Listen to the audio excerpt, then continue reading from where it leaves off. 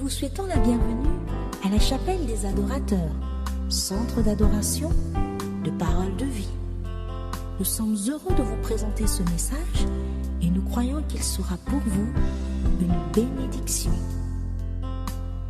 Que votre cœur soit transformé à l'écoute de ce message. Chapelle des adorateurs, un cœur, une vie pour Dieu. Parole ce matin.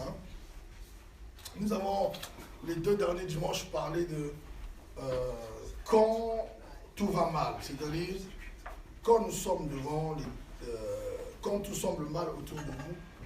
Nous avons parlé de quelques principes bibliques sur la base de la parole de Dieu pour nous aider à traverser ce moment ou à savoir gérer ce moment. Quelqu'un dit Amen. Et le dimanche dernier, nous avons partagé le thème dans l'autre sens, quand tout va bien. Quelqu'un dit Amen. Amen. Parce que quand tout va mal et quand tout va bien, il y a des attitudes à voir. Alléluia. Amen. Parce que quand on a dit dimanche dernier, quand tout va bien, c'est lorsque tout semble aller comme on veut. C'est ce qu'on appelle tout va bien.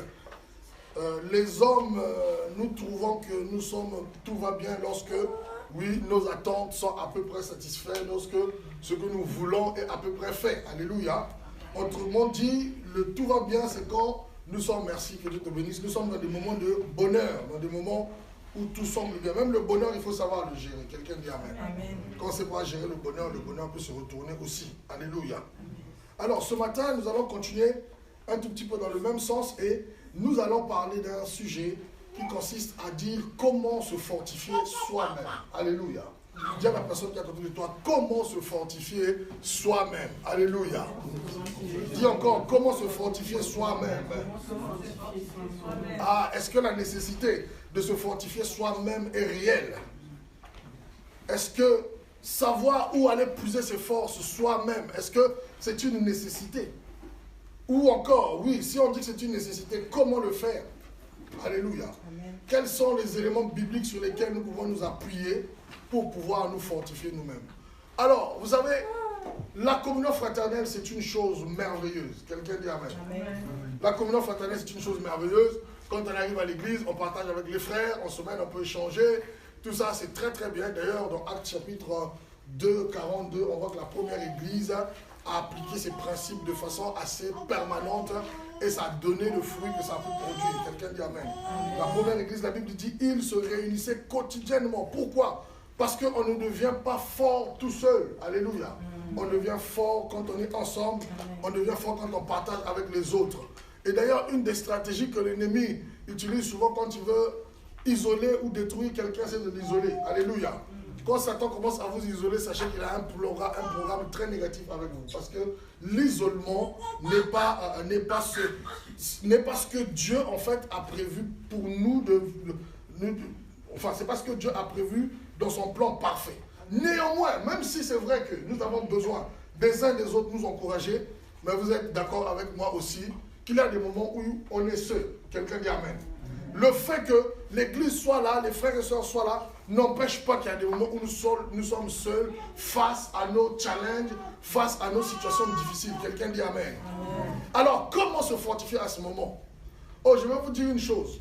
Nous devons savoir qu'il y a un moment ou un autre, la solitude va être une réalité. Quelqu'un dit Amen. Amen. Même si nous sommes aimés de tout le monde, même si on n'a pas blessé quelqu'un, même si on n'est pas méchant, mais l'homme est fait, c'est vrai, pour vivre en groupe, mais il y a aussi des moments où on se retrouve face à soi-même. On peut aussi se retrouver dans des moments où plus personne ne va être avec nous. Ça arrive aussi. Quelqu'un dit Amen. Amen. Ça arrive aussi que plus personne ne va être avec toi. Parce que en étant avec toi, peut-être que tu te plains trop, tu parles trop de tes problèmes, les gens sont fatigués. Il y a des gens finalement. Est-ce que vous avez déjà remarqué, vous appelez quelqu'un pour lui expliquer votre problème ou bien vous voulez avoir une aide? Mais dans son langage, vous sentez tout de suite que, gars, franchement, on dose quoi. C'est-à-dire que, laisse un peu cette histoire-là. Tout le temps, tu me parles de ça. Vous savez, l'homme, à un moment, à force de lui parler des mêmes choses, tu peux, comme dit le gazer, le saouler, excusez-moi le terme, comme on dit ici, là, tu peux le saouler. C'est-à-dire qu'il peut s'épuiser. Et ce n'est pas un reproche, parce que l'homme est comme ça. L'homme peut se fatiguer simplement, voilà, ou l'homme peut atteindre véritablement ses limites sans pour autant que toi, ton problème soit résolu. Comment te fortifier toi-même? Là, on a vu avec le confinement. Le confinement, ça a été quelque chose. Hein. Il y a des gens qui se sont confinés tout seuls. Quand tu te confines tout seul, là, il n'y a plus d'église physique, il n'y a plus rien. Tu fais comment? Se fortifier soi-même. Il y a des fois des problèmes qui te sont tellement personnels et intimes que tu ne peux pas forcément les dire à la place publique ou les dire à n'importe qui. Qui se passe dans ta vie? Comment tu te fortifies toi-même? Quelqu'un dit Amen. Amen. Oh, il y en a même qui avaient dit non, dès que je veux me marier, tous mes problèmes vont finir, mais c'est faux. Je vais vous dire une chose, tu peux être. Il y a des gens qui sont mariés mais qui sont seuls. Ah, dites avec mon pasteur, reprends un peu, reprends. Oui. En fait, il faut être marié soi-même pour savoir ça. Parce que mon frère, même ta femme ou ton époux, ce n'est pas forcément tout le temps qu'il est disponible de t'écouter. Ah, quelqu'un dit pasteur, reprends. Pasteur, ah oui, ce sont les réalités du mariage. Parce que souvent, quand les gens ne sont pas encore mariés, non? Ils croient que, attends, tu n'as pas un robot en face. Hein. Le gars, des fois, il est rentré du boulot, il est fatigué, il est juste fatigué, il n'a plus de se reposer. Donc, toi, quand tu viens avec ton souci là, c'est pas qu'il ne veut pas, mais peut-être que là, il n'a pas la force de pouvoir t'écouter comme il faut. Il a envie de se reposer. Donc, tu te retrouves toujours encore là, même en face de ton propre problème. Et toi-même dans le mariage. Dans tous les cas, tout chrétien doit savoir de se fortifier lui-même. Mariage ou pas, tu dois savoir comment, où je peux tirer ma force. Alléluia. Bien sûr que dans le cas du mariage, par exemple, le conjoint ou la conjointe a un rôle important, mais des fois, parfois, il n'est pas là aussi. Parfois, je suis seul. Parfois, il est là, mais il est fatigué. Il ne peut pas. Il est fatigué. Mon frère, quelqu'un a soulevé les sacs, je ne sais pas de quoi. De quand sa colonne vertébrale est en train de parler, là tout de suite il a juste envie de s'allonger. Toi tu vas dire, ah j'ai quelque chose. Non, des fois ça marche, mais des fois c'est pas possible. Même nous les hommes, des fois non, là ma femme ne veut pas parler. Non, là ta femme peut-être qu'il y a un problème aussi. Dans le moment où ta femme ne peut même pas répondre aussi. Donc tu te retrouves, il y a tellement de situations où tu peux te retrouver face à toi-même. Pas parce que les gens ne t'aiment pas parce que les gens sont méchants, mais parce qu'il y a des moments où il faut que tu sois seul. Même Jésus-Christ, il s'est retrouvé seul lui-même. Face à ça, vous savez, il y a certains combats de destinée, personne d'autre ne peut les emmener à ta place. Amen. Quelqu'un dit Amen. Amen. Il y a certains combats de destinée, ça dit que personne ne peut rien faire pour toi. Si toi-même tu les mènes pas, si tu ne te lèves pas, tu ne te bats pas pour les remporter, ces combats de destinée, personne ne peut te dire. C'est pour cela que des fois, et souvent quand on ne comprend pas ça, on se plaint trop des autres. Un tel a fait ça, un tel a dit ça, c'est à cause d'un tel que je suis devenu comme ça. Ma vie n'a pas avancé à cause de tel, mon frère. Ta vie n'a pas avancé, pas à cause de quelqu'un. Ta vie n'a pas avancé, peut-être parce que tu aurais dû te fortifier toi-même dans le Seigneur. Alléluia. Et c'est ça que nous allons partager aujourd'hui. Se fortifier soi-même. Dans tous les cas, être un enfant de Dieu, ça ne signifie pas que tout le temps tu vas être avec des gens, tout le temps tu vas être entouré. Non. La solitude fait partie aussi de la marche avec le Seigneur. Alléluia. Amen. La solitude fait partie de la marche avec le Seigneur. C'est pour cela que qu'est-ce que le Seigneur a fait? Il a pris, quand il a fini de baptiser Jésus directement, il a pris l'emmener où? Dans le désert. Vous savez, dans le désert, c'est là où tu rencontres Dieu toi-même, face à face. Il y a des choses que Dieu ne peut pas marquer dans ton cœur tant qu'il ne t'a jamais pris dans le désert. Jamais. Il y a des choses que le Saint-Esprit ne peut marquer en toi que dans le désert. Et quand c'est dans le désert, Dieu, qu'est-ce qu'il fait? Quand Dieu crée un désert, qu'est-ce qu'il fait? Il t'isole. Lorsque tu commences à voir que Dieu est en train de t'isoler là, mon frère, commence à réaliser que là, il y a une entrée dans un désert qui est en train de se préparer. Mais le désert n'est pas pour te tuer, au contraire, le désert est pour te préparer. Amen. Alléluia. Amen. Quand Jésus-Christ est sorti du désert, la Bible dit qu'il était revêtu de l'Esprit. Alléluia. Il y avait une autre dimension. Le désert de Dieu, pas les déserts où on se met nous-mêmes, mais le désert où Dieu permet qu'on puisse rentrer, sont des déserts où on ressort de la revêtu de la puissance de Dieu. Alléluia. Mais pendant le temps de désert, c'est un temps de solitude des fois. C'est un temps de toi-même avec Dieu.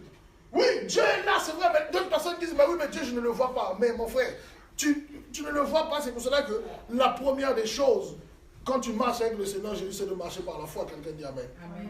Parce que Dieu, tu ne le verras pas forcément physiquement, mais tu devrais croire qu'il est là. Comment se fortifier soi-même? Tu te réveilles un matin, tu es abattu. Tu te réveilles un matin, tu vois tous tes challenges de la vie, tu vois toutes tes montagnes, ainsi de suite, tu ne sais même pas quoi faire, quoi dire. Où je veux trouver la force? Tu veux parler à quelqu'un, personne n'a le temps de t'écouter. Ça arrive des fois. Tu veux expliquer avec tout le temps de détails, les gens commencent à te couper. Oui, ça fait pendant 30 minutes, tu expliques ton problème là, bon, maintenant c'est bon, moi je suis pressé, j'ai un rendez-vous. On se revoit après. En même temps, donc, il dit ça, c'est bon, il raccroche le téléphone. Tu es toujours là en face de toi-même. Qui a déjà vécu ça? Bon, écoute, on va se préparer à chasser l'esprit de mensonge dans cette église là, parce que je crois que là, quand même, on dépasse les étapes. En tout cas, on a tous vécu ça. En tout cas, moi, j'ai déjà vécu ça. Où je le vis aussi, souvent. Alors, la première chose qu'on peut exploiter dans la parole de Dieu, je vais demander à quelqu'un de lire Jean chapitre 14, 26, 1 Jean chapitre 4, 4, ça c'est une autre personne, et Jean chapitre 14, verset 16. Je reprends. Jean chapitre 14, verset 26, premier passage. Deuxième, 1 Jean chapitre 4, verset 4. Troisième, Jean chapitre 14, verset 16. Alors, donc, on va lire ce passage.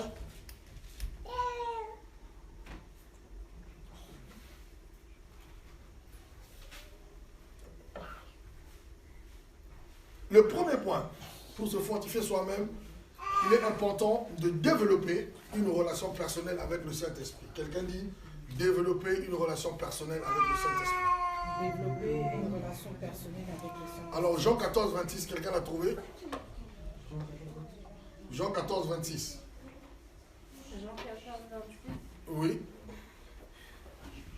Je lis au nom de Jésus. Amen. Mais le consolateur, l'Esprit Saint, que le Père enverra en mon nom, vous enseignera toutes choses et vous rappellera tout ce que je vous ai dit.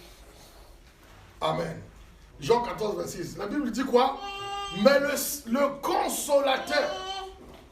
Quelqu'un dit le consolateur. Le consolateur, l'Esprit de Dieu, le Saint-Esprit, que le Père enverra, vous enseignera quoi? Toutes choses. Donc ici, Jésus-Christ a appelé le Saint-Esprit consolateur. Consolateur veut dire quoi? Consolateur, c'est celui qui vient pour consoler. Dans quel contexte nous sommes dans ce passage? Là, nous sommes dans le contexte où Jésus-Christ s'apprête à partir. Donc il est en train de parler à ses disciples. Il est en train de leur dire, moi je vais partir, mais vous n'allez pas rester seuls. Donc nous sommes dans un contexte où une personne ou un groupe de personnes devait se trouver dans la solitude, séparés de leur maître. Mais Jésus-Christ leur dit ici, le consolateur, l'Esprit de Dieu que le Père enverra, c'est-à-dire que vous ne serez pas seuls. En réalité, même quand vous êtes face à vous-même, la réalité qui est là, c'est que vous n'êtes pas seul. Quelqu'un dit amen. Même s'il n'y a personne de physique en face de vous, vous n'êtes pas seul. Parce que le Saint-Esprit, en réalité, le Saint-Esprit est un esprit. Donc, même quand Jésus est parti, ils n'ont pas voulu d'autres personnes le remplacer. Mais Jésus-Christ dit, vous ne serez pas seul. L'Esprit de Dieu sera là avec vous. Quelqu'un dit amen. Et le Saint-Esprit, on l'appelle consolateur. Ça veut dire quoi? Ça veut dire qu'il a la capacité de savoir dire le mot qu'il faut, au moment qu'il faut, à la place qu'il faut pour te fortifier. Amen. Quelqu'un dit amen. Amen. Parce que moi, je n'ai jamais vu quelqu'un qui console, qui va venir aggraver ton problème. Hein. Il vient pour te consoler, mais il dit, vraiment, il te console, même, il te dit, mais ton cas là est foutu. Même le mot, oh, je ne sais même pas combien de jours il te reste, hein, mon frère. Même le consolateur, même quand il sait que la situation est pourrie, il va essayer de trouver les mots pour te fortifier. Quelqu'un dit amen. Amen. Le jour que quelqu'un te dit que je suis là pour te consoler, mais tu sais qu'il ne fait que t'enfoncer, te ramener du premier niveau de la dépression vers le deuxième niveau, mon frère. Il faut te poser des questions. Est-ce que c'est un vrai consolateur celui-là? Parce que le vrai consolateur trouve les mots pour essayer de te fortifier. Donc, développer une relation personnelle avec le Saint-Esprit est un impératif pour faire face à des moments où on ne peut être que face à soi-même. Et ces moments-là vont forcément et toujours arriver dans la vie d'un enfant de Dieu. Alléluia. Amen. Vont toujours arriver. Dans tous les cas, la solitude, ce n'est pas que la solitude physique. Des fois, il y a des gens qui sont entourés de beaucoup de personnes, de toute une grande famille, mais qui sont seuls à l'intérieur. Simplement pourquoi? Parce qu'il y a des choses qu'ils ne peuvent pas partager. Il y a des choses qu'ils ne peuvent pas dire. Ils sont en face d'eux-mêmes. Le Saint-Esprit, le consolateur que le Père enverra, vous enseignera toutes choses. Le Saint-Esprit a la première fonction de consoler. Quelqu'un dit amen. Amen. La première fonction du Saint-Esprit, c'est la consolation, l'encouragement. Être avec toi comme un coach. Il te fortifie. Il te relève. Alléluia. Il te relève. Il y a des situations où personne n'est prêt même à te tirer la main pour te relever. Mais le Saint-Esprit, le consolateur, est avec toi. C'est pour cela que Jésus est en train de dire à ses disciples, n'ayez pas peur. Vous ne serez pas seuls. Parce que les disciples comme ça disent, mais Jésus, nous là, on travaillait, on a laissé le boulot, on t'a suivi maintenant, on a mis tout notre espoir en toi, soi-disant, on va ramener le royaume de Dieu. Maintenant, tu nous annonces ton départ. Mais c'est quelle histoire ça? Les disciples là, ils se posent des questions, mais Jésus, nous, tous les sacrifices qu'on a fait là, on a abandonné le boulot, on a laissé tout ça là, maintenant tu vas nous dire que tu vas nous laisser comme ça. Donc notre vie va aller comme ça dans le vent comme ça. Jésus dit non, n'ayez pas peur. Quelqu'un dit amen. Amen. Le consolateur est avec vous. Dieu ne vous laissera pas seul. Donc en réalité, quand vous croyez être seul, vous n'êtes pas seul. Vous n'êtes pas seul. il y a l'Esprit de Dieu qui est avec vous. Donc, développer une relation avec l'Esprit de Dieu, ça veut dire quoi? Mais c'est apprendre à écouter le Saint-Esprit. C'est apprendre à discerner la voix de l'Esprit. Quelqu'un dit Amen. Parce que lorsque tu en auras besoin, c'est cette voix-là qui va justement te parler.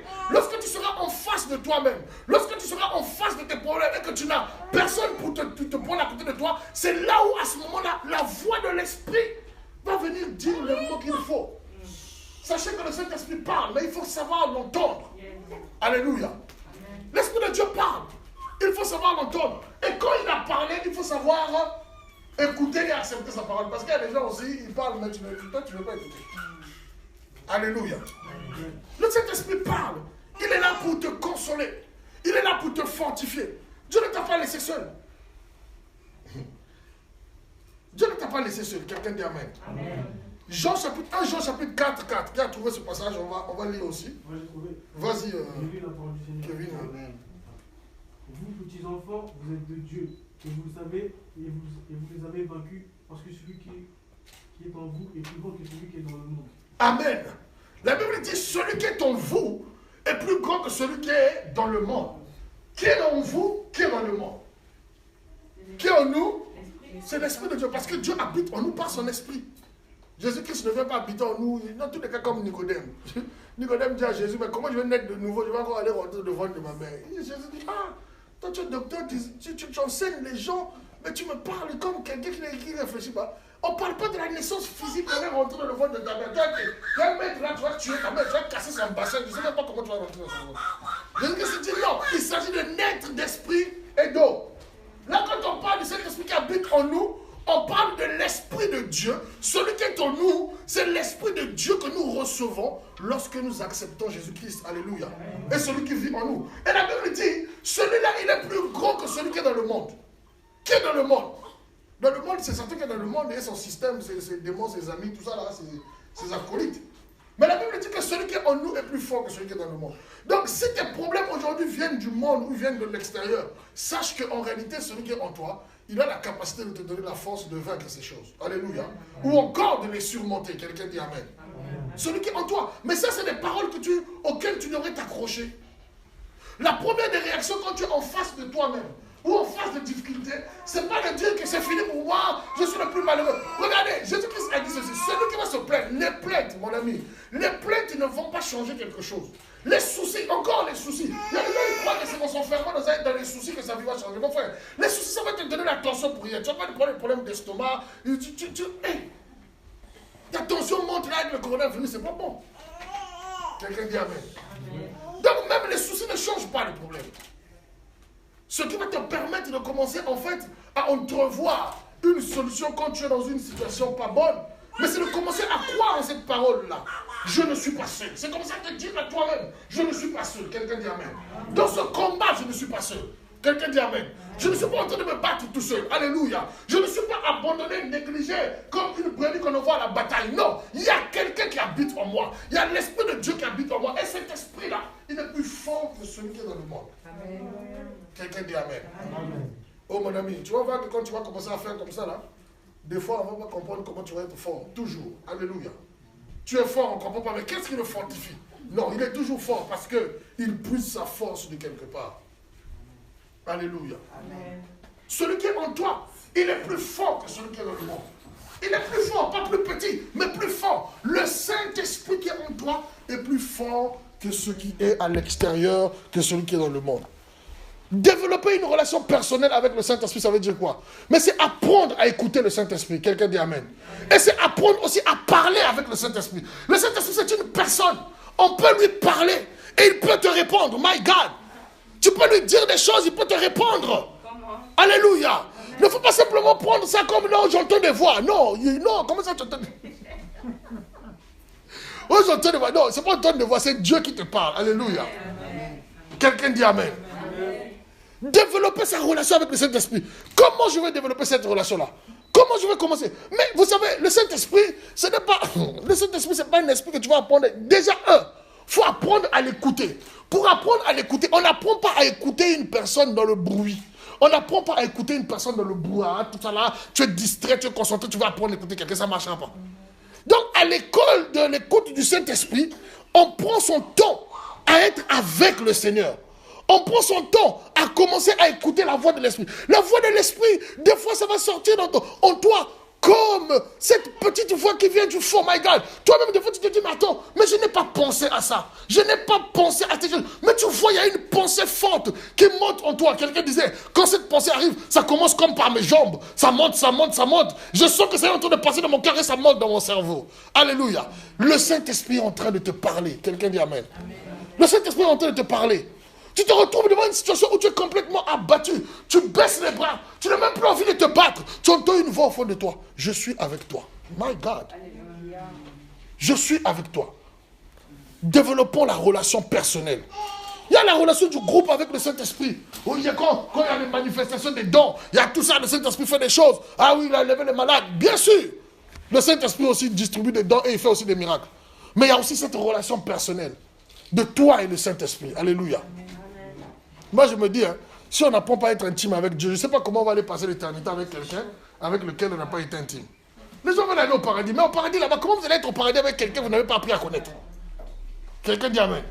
Sinon, au paradis, Dieu il sera là avec son esprit, tout ça avec Jésus, il sera là. Toi, tu vas aller chercher les bons lieux du paradis parce que tu n'es pas habitué avec lui. Oh non, lui, c'est là où c'est au paradis que tu vas aller découvrir que lui, il aime les louanges, il aime chanter, tout ça. Oh, toi, tu n'aimes pas ça. Tu as dit, si je savais comme ça, je n'ai même pas venir ici. Tu vas chercher une bonne lieu. Tu vas habiter dans le 77 du paradis. Alors que les choses se passent à Paris, à l'Élysée. Là où il y a le trône de Dieu, on adore. Là. Toi, tu dis, non, je préfère m'éloigner. Il faut apprendre à le connaître. Quelqu'un dit Amen. Jean 14, verset 16, le dernier verset qu'il a trouvé.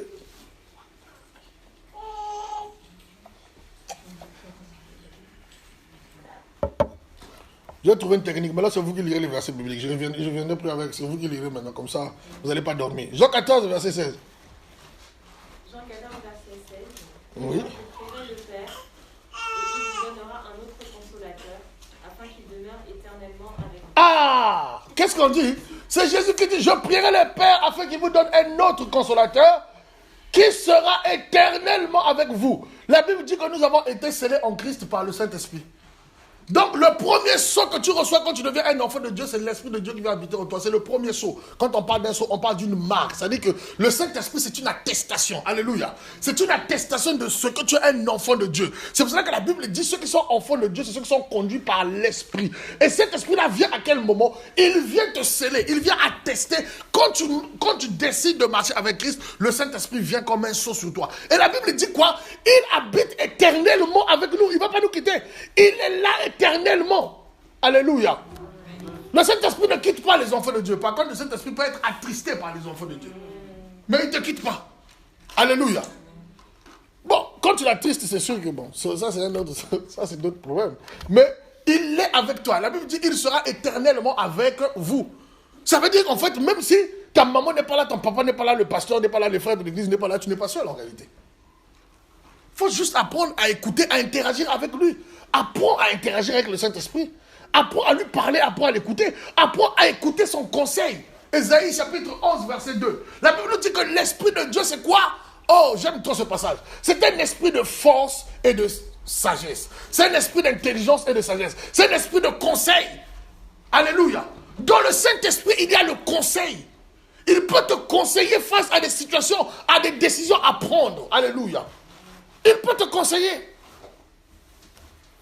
Maintenant, tu prends des décisions comme ça, tu ne consultes pas le conseiller en toi. Des fois, le Saint-Esprit te regarde. Des fois, même là, il essaie quand même de parler. Écoute-moi un peu, écoute-moi, écoute-moi. Tu es en train de te diriger vers, écoute-moi un peu. Mais toi, oh.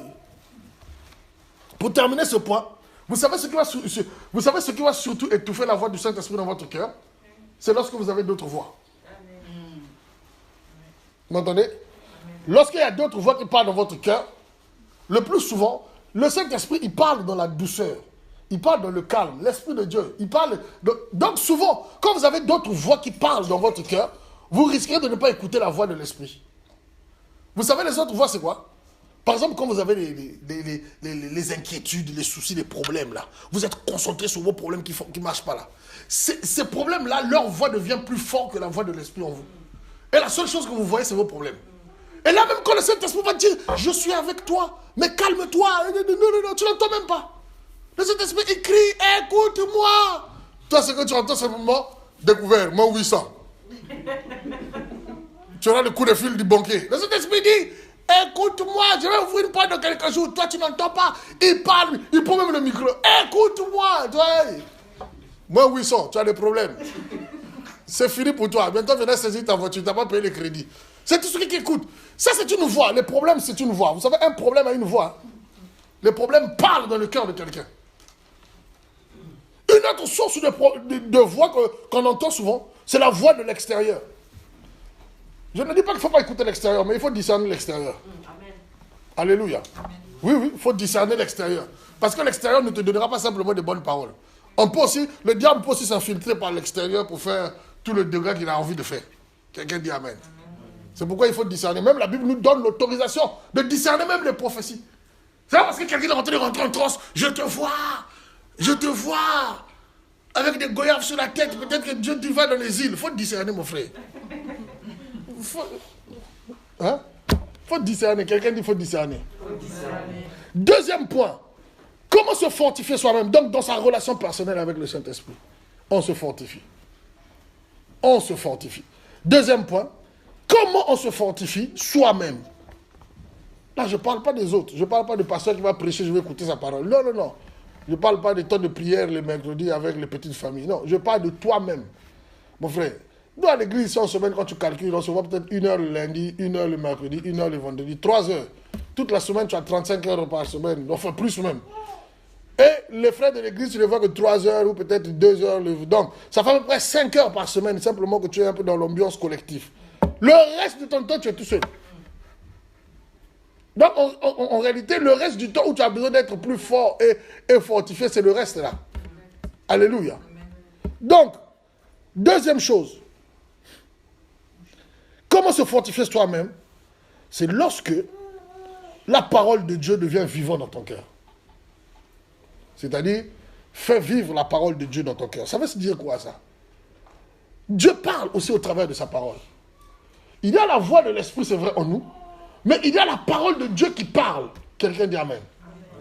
La parole de Dieu, quand elle te parle, c'est Dieu qui est en train de parler. Ça veut dire quoi? Lorsque tu es dans des problèmes, lorsque tu veux te fortifier toi-même, quelles sont les promesses que Dieu a dit à ton sujet? Quelles sont les paroles que Dieu a données des promesses? Les promesses sont là pour te fortifier. Alléluia. Les promesses sont là pour te redonner de l'espoir.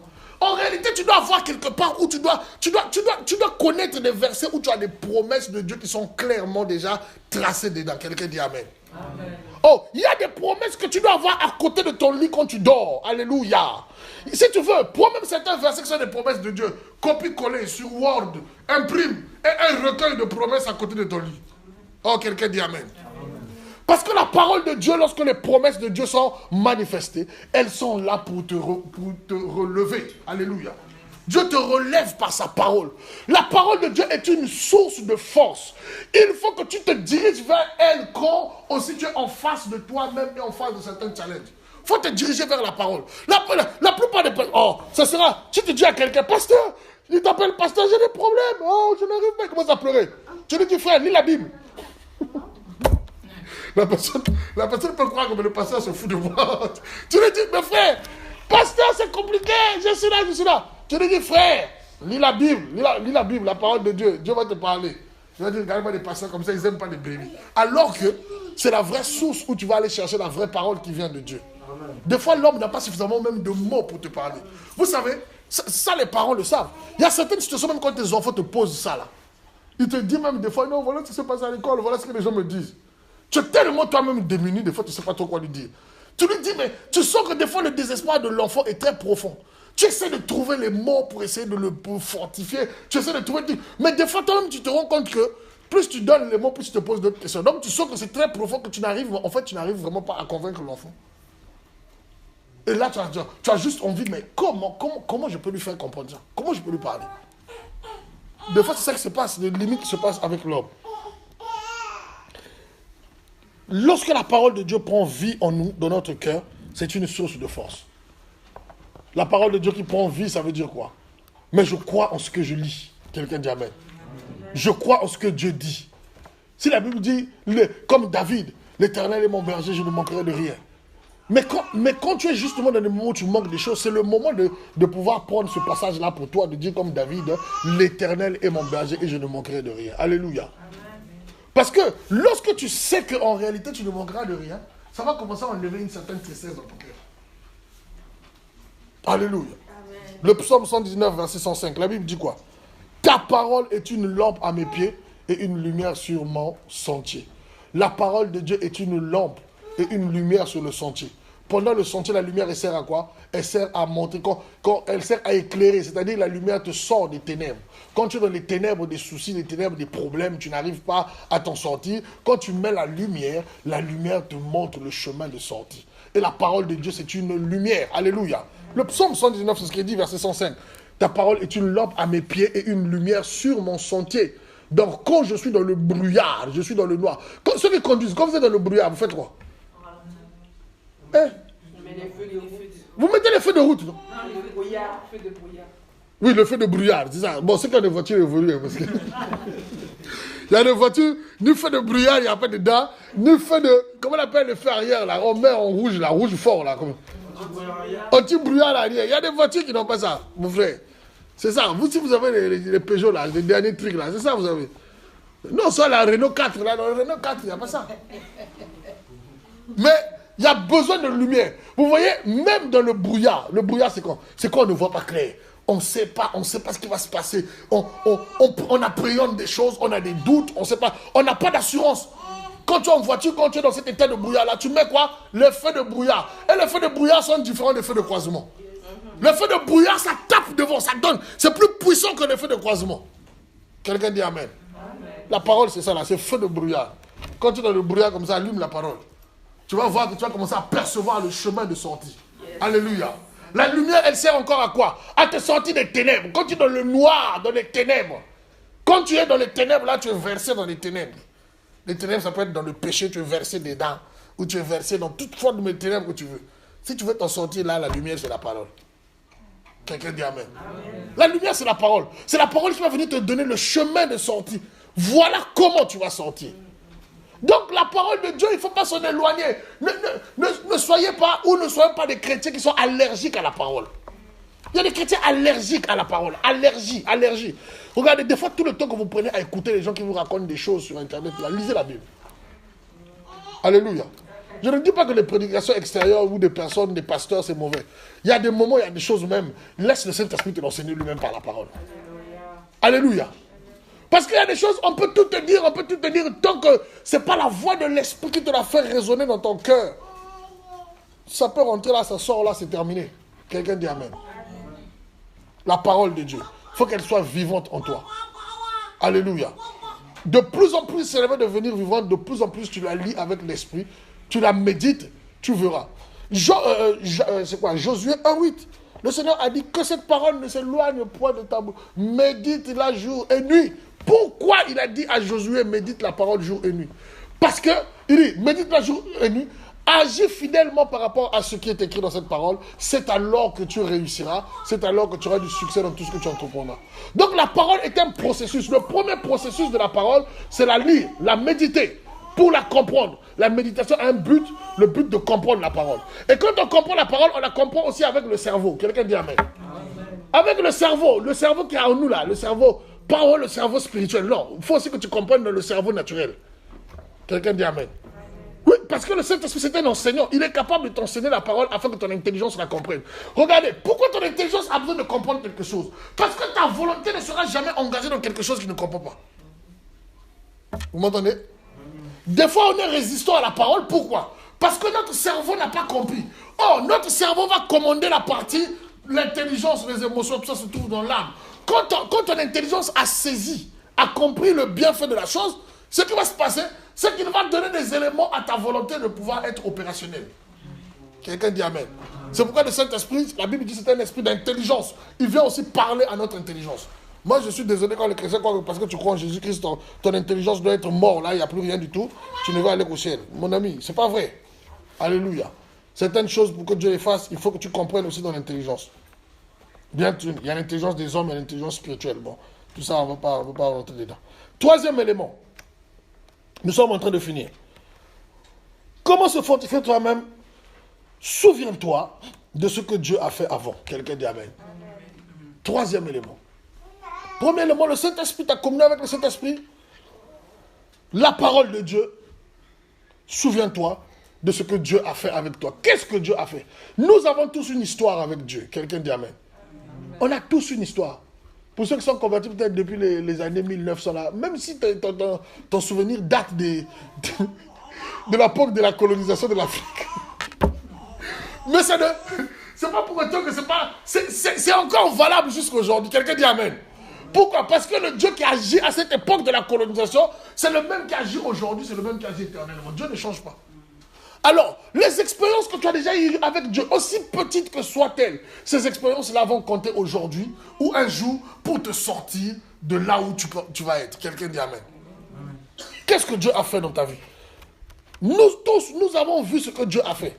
C'est pour cela que David pourrait dire dans les psaumes, je compte les bienfaits de l'Éternel. Compte les bienfaits de l'Éternel. Alléluia. Compte. Ah, il a fait ça. Il a fait ça. Il a fait ça. Tu vas voir que finalement, tu peux te réveiller un matin, tu as compté 20 bienfaits de l'Éternel. Mon frère. Donc, tu ne peux pas trouver dans les 20 bienfaits là, un bienfait qui va te faire comprendre que Dieu est capable d'agir maintenant. Non, c'est possible. Alléluia. Compte les bienfaits de l'Éternel. Souviens-toi, il a fait quoi? Qu'est-ce que Dieu a fait? C'est important. C'est pour cela que justement, ceux qui ont souvent l'esprit de reconnaissance vont souvent appliquer cette troisième règle-là. Parce que quand quelqu'un a un esprit de reconnaissance, il reconnaît les bienfaits du Seigneur. Qu'est-ce qu'il fait dans la reconnaissance? En fait, la reconnaissance, c'est la célébration du souvenir. Alléluia. La reconnaissance, c'est la célébration du souvenir. Quand je me souviens de ce que Dieu a fait, de ce qu'il a fait, qu'est-ce que je fais? Je célèbre Dieu, je bénis Dieu en me rappelant de ce qu'il a fait. En me rappelant. Et même souvent quand Dieu parle à Israël, il dit, Israël, souviens-toi que c'est moi qui t'ai sorti d'Égypte. Souviens-toi que c'est moi qui t'ai sorti de la maison de Pharaon, là où on te faisait fabriquer 400 briques par jour. Souviens-toi, c'est moi qui t'ai sorti de l'esclavage. Pourquoi il dit ça? Parce que le souvenir, quand tu te souviens de ce que Dieu a déjà fait, ça te donne de la force, de l'énergie pour te dire que dans ce qui reste à faire, il est aussi capable de faire. Amen. Je ne vois pas pourquoi un Dieu qui a déjà fait hier, aujourd'hui, et pourtant il ne change pas, c'est le même. Je ne vois pas pourquoi si hier il a fait, aujourd'hui il ne fera pas. Amen. Alléluia. Donc ne soyons pas amnésiques, on a tout oublié. Des fois quand tu arrives dans ta situation là, tu es juste là, concentré sur ta situation, ta tête qui est dans ça. Ah oui, c'est fini pour moi, c'est terminé. Où es-tu Dieu, Dieu d'Israël, Dieu de mes pères, tu m'as abandonné. Attends, non, il ne t'a pas abandonné, souviens-toi d'abord. Alléluia. Amen. Parce que le souvenir, ça va te permettre de patienter. Le problème c'est que même certaines interventions, Dieu a son temps et toi tu as ton temps. Il y a certaines interventions, Dieu a un moment où il a prévu pour intervenir. Alléluia. Et quand Dieu il a prévu pour intervenir en son temps, il sait que c'est le bon moment. Moi j'aime bien les gens qui pleurent, ah Seigneur, ma vie, ma ceci, ma cela. Non, laisse Dieu. Dieu a un temps pour toutes choses. Alléluia. Souviens-toi simplement. Tiens, souviens-toi de ce qu'il a fait. Qu'est-ce qu'il a fait? Hier, il m'a délivré.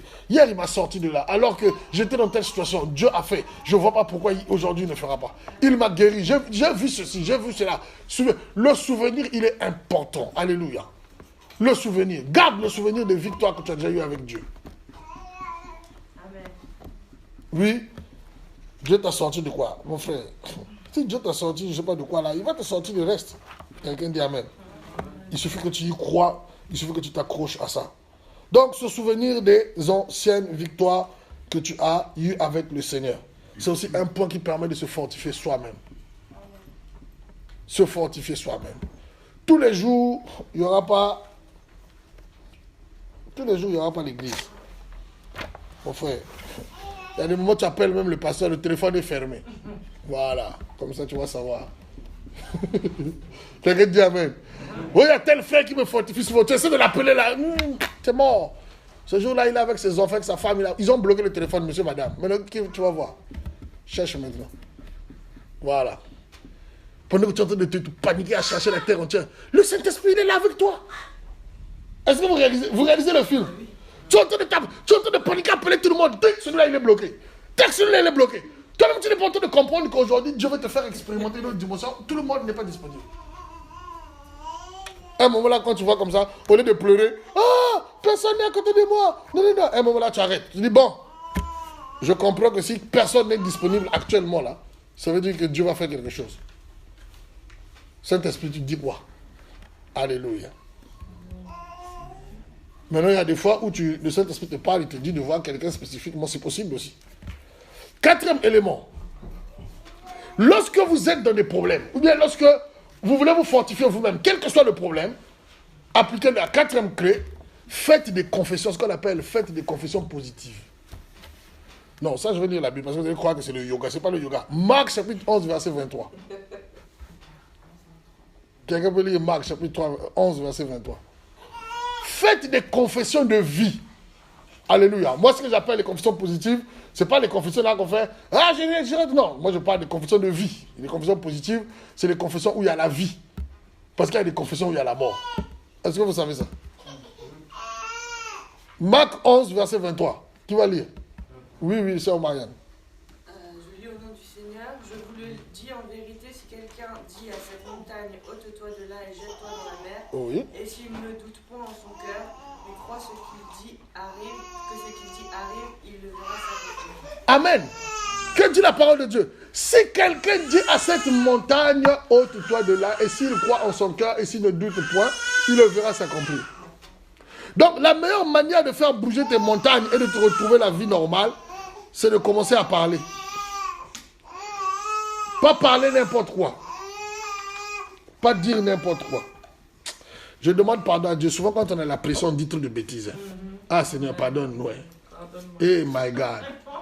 Tellement tu dis des bêtises.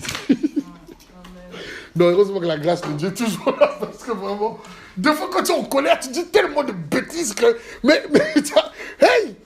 Tu dis tellement de bêtises, mais c'est après que tu te rends compte, mais c'est pas possible, mais qu'est-ce que je raconte? Surtout quelqu'un comme moi, j'ai souvent la tendance, quand je rentre dans des... Quand je rentre dans les bêtises, je m'enfonce beaucoup de bêtises. Je m'enfonce beaucoup dans les bêtises. C'est après que je réalise, mais il ne fallait pas parler comme ça. Mais des fois, tu as parlé. Oh Seigneur, aide-nous. Hein? Parce que c'est pas... Il faut qu'on apprenne la sagesse. Faites des confessions positives. La Bible dit, si tu dis à cette montagne, ôte-toi de là, elle va se... Ça veut dire quoi? Si tu parles, quand tu confesses par rapport à une situation, si tu parles la vie, si tu parles la parole de Dieu, si tu parles, on te give positivement, et que tu as la foi dans ce que tu dis, la Bible dit, tu le verras s'accomplir. Dieu ne peut pas mentir.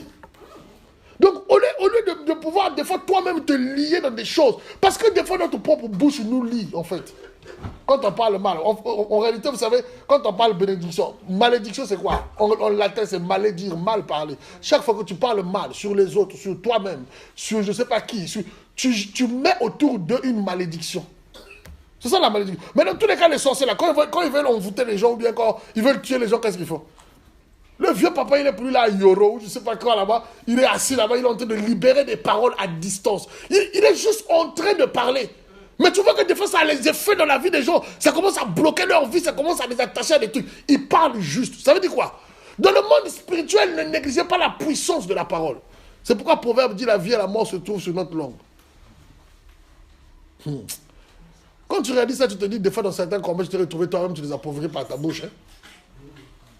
C'est pour cela qu'il faut qu'on apprenne la sagesse à ne pas trop ouvrir la bouche vite. Amen. Ah! Les personnes qui ouvrent trop la bouche vite, tu dis une parole, la personne est déjà à un paragraphe. Tu finiras par te maudire un jour. Parce que dans tout ce que tu dis, surtout quand tu parles sous l'effet de la colère, sous l'effet de toutes sortes de choses qui manquent de contrôle, là, tu ne pourras que te créer des problèmes avec ta propre langue. Que Dieu me délivre. J'exige la délivrance du Seigneur. Parce que vraiment là, alléluia. Faites des confessions positives. Parlez positivement. Vous savez, souvent on dit, bon après ceux qui font le coaching ou je ne sais pas quoi là, on vous dit, mais c'est, en fait tout ça c'est des principes qui sont, après quand tu étudies ça en profondeur, tu vois qu'il y a des liens dedans là. Regardez. Parle. Il faut parler les solutions, non parler les problèmes. Les problèmes, ils vont toujours être là. Mais parle ce que tu veux voir. Ne parle pas ce que tu vis ou ce que tu ressens ou ce que qui passe dans tes émotions. Parce que c'est même le principe de la vérité et de la réalité. Si tu continues de parler la réalité de ce qui se passe, mais la réalité, ce n'est pas la vérité. Soit tu t'accroches à la vérité qui est la parole de Dieu, ou tu t'accroches à la vérité qui est la chose que tu es en train de traverser ponctuellement. Attends, tu ne vas pas pourrir toute ta vie parce que tu vis une situation qui est difficile à cet instant-là. Tout change.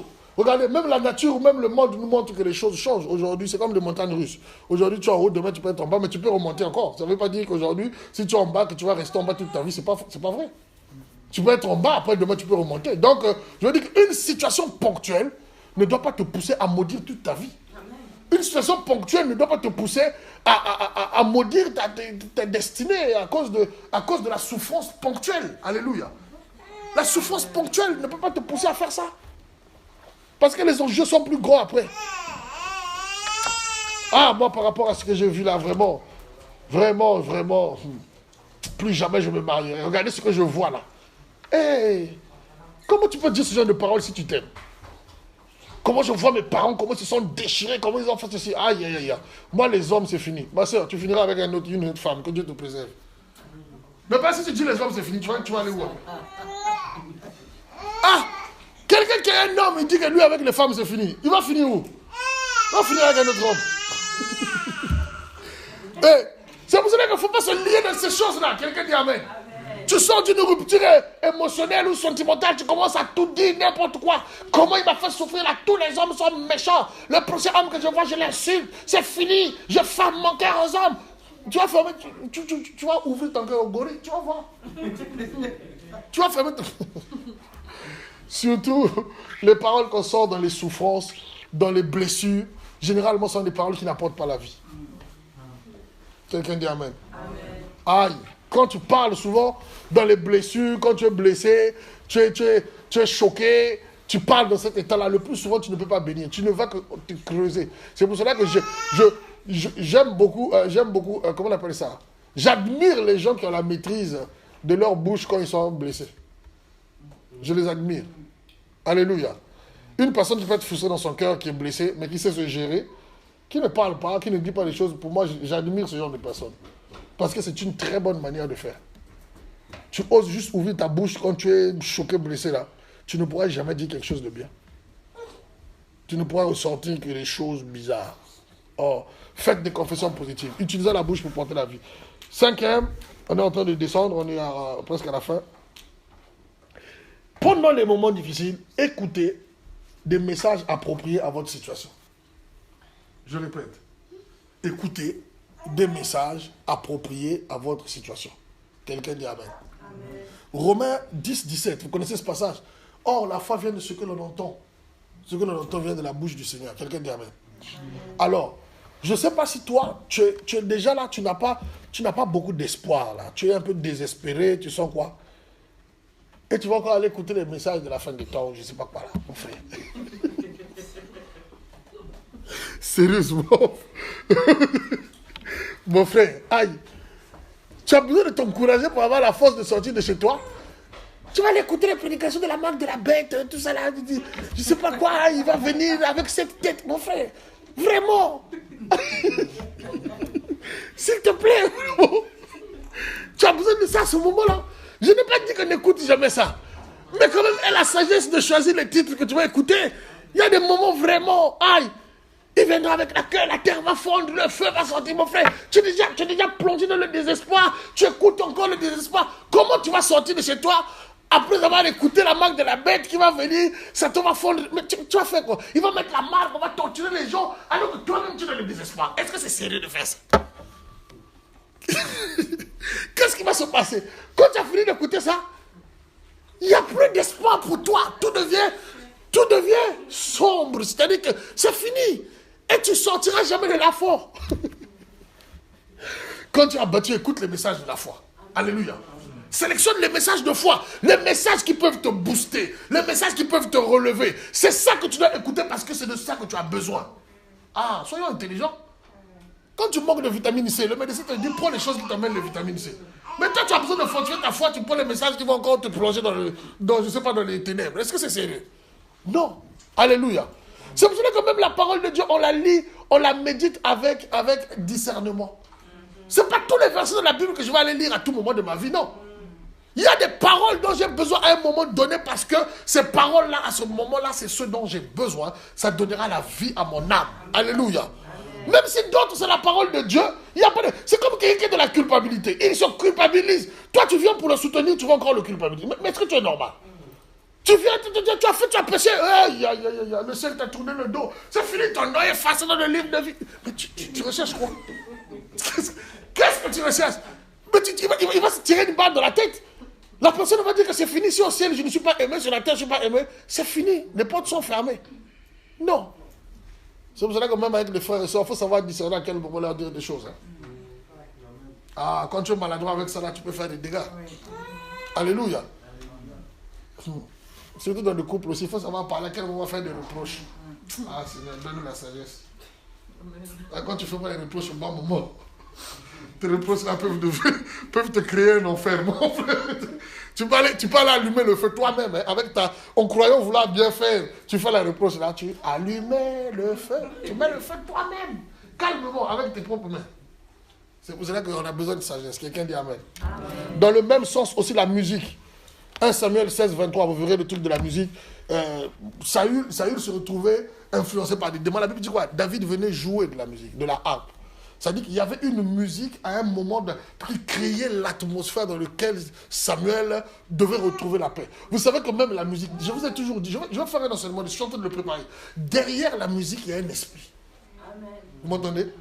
Si vous êtes déjà dépressif, prenez le métal, écoutez le métal pendant la dépression.